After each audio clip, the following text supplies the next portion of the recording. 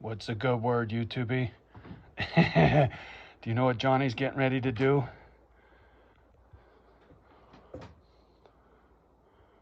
$27 feet, right?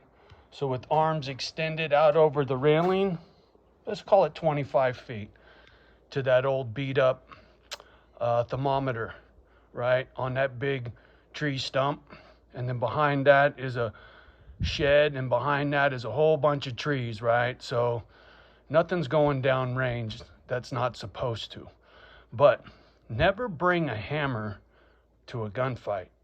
You feel me? Just ask the people in San Francisco right now. So, shall we see if Johnny can qualify at 25 feet? Double tap. Let's see. I'm still in my jammies. You ready?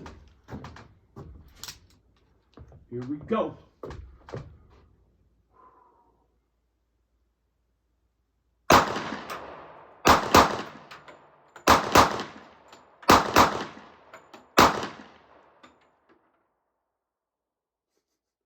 Not bad.